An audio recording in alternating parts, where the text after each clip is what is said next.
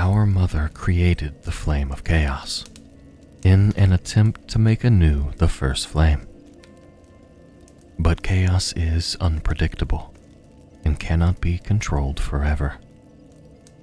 It wasn't long before she lost control and the cataclysm stormed across Izalith. Within this storm, the flame molded the bed of chaos, a seedbed that gave birth to my kind and laid waste to the denizens that dwelled nearby, consuming them, disfiguring them. When the dust settled, only the ruins of Izalith remained, and atop those ruins we built an empire. Ruled by chaos, the true flame of this world, we cannot be defeated. Though countless kings and their armies would wage war upon us, they would all fail and burn. Our empire would stand the test of time. We are chaos. We are ruin. We are demons. Sleep well and enjoy the tale of the rise and fall of the Kingdom of Izalith and the hierarchy to follow. But first, this video is sponsored by Ekster. Ekster has set out to change the wallet meta, passing on the clunky, overstuffed traditional wallet with something more sleek and organized. And the great part is, it doesn't sacrifice convenience to be compact. And with the push of a button, it will fan your cards out to you. But that isn't even the best part. The Ekster Wallet comes with a tracker that connects to their app, making not being able to find your wallet a thing of the past. Or if, God forbid, it gets stolen, because we all know that identity theft is not a joke, Jim. Millions of families suffer every year. And you can just call your wallet with Ekster's tracker, or even ask Siri, Google, or Alexa to do so for you. Not to mention the tracker itself is solar powered, so leaving it in the sun for just 2 hours is enough to keep it charged for 3 months. Make your wallet and its contents safer than ever by following the link in the description. Alright, so we all most likely know the story of how the demons came to be. The Witch of Izalith attempted to make a new first flame, and it went south really quickly. The flame engulfed her, her daughters, and Izalith, and created the Bed of Chaos, which started spitting out demon babies. But for the sake of accuracy, let's read the soul found within the Bed of Chaos. It reads, Soul of the Bed of Chaos and the mother of all demons. This Lord Soul was found at the dawn of the Age of Fire.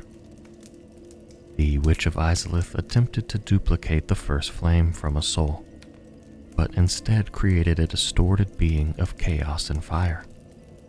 Its power formed a bed of life which would become the source of all demons. So Izalith was created anew in the image of the Flame of Chaos, a society of demons. Which is a little strange to think about, as demons are mostly viewed as barbaric beasts hell-bent on destruction. But that wasn't all the demons of Izalith were about. And it's an interesting part of the lore that I think gets overlooked quite often. So let's delve into the demonic history. So, at some point after the events of Izalith, Lord Gwyn and an army of his Silver Knights attempted to plunge into Izalith and deal with this demonic threat. He, of course, failed, and his Silver Knights were charred to black. It's then that he set off to the kiln of the First Flame to go do his thing. But he wasn't the only monarch to try and end the demons. See the Ivory King in Dark Souls 2, for example. And I'm sure we can assume there were more attempts within the timeline of this world. But how is it they managed to stave off defeat time and time again, if they were just mindless beasts? Well, the answer is quite simple, and it's that they weren't just mindless beasts. They had kings and princes, and likely even their own written language, which we can see within the floating chaos around certain demonic beings. Really, demons and their culture mirrored humanity and the outside world in many ways. In fact, I'd likely consider hollowed humans and chaos demons to be synonymous in nature, as they are mindless beings who have lost themselves. I think that very much even the demons can be consumed by chaos by subjecting themselves to too much of it, whereas humans lose themselves when deprived of humanity. And I've always considered chaos and dark to be two sides of the same coin.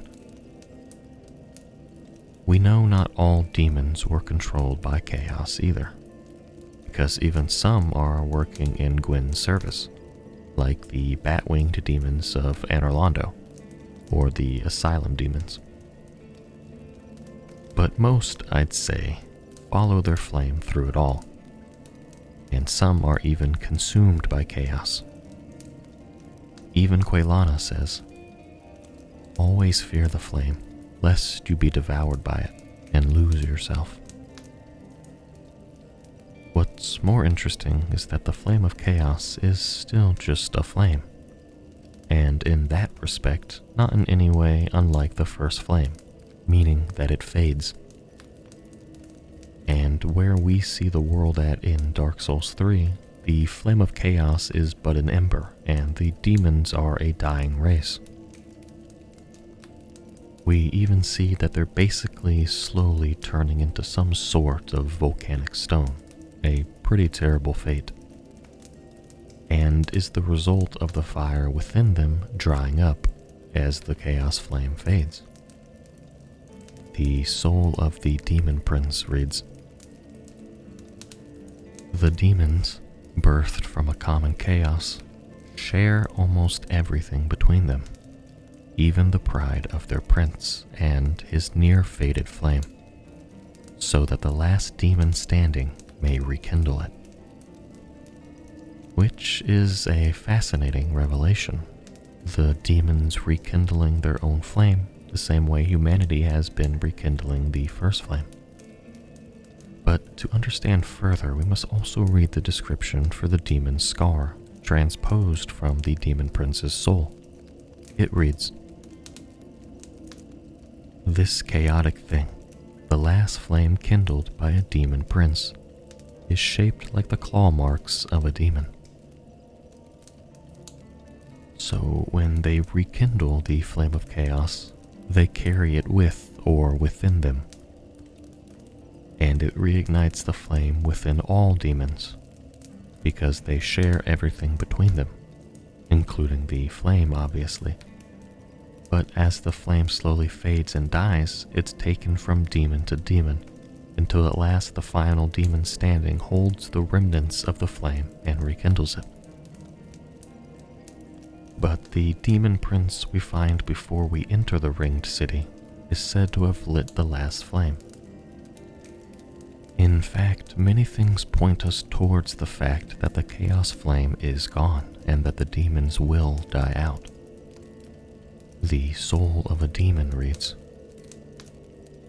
"Demons were born of the chaos flame, but the flame has not survived, and the demons are a dying race."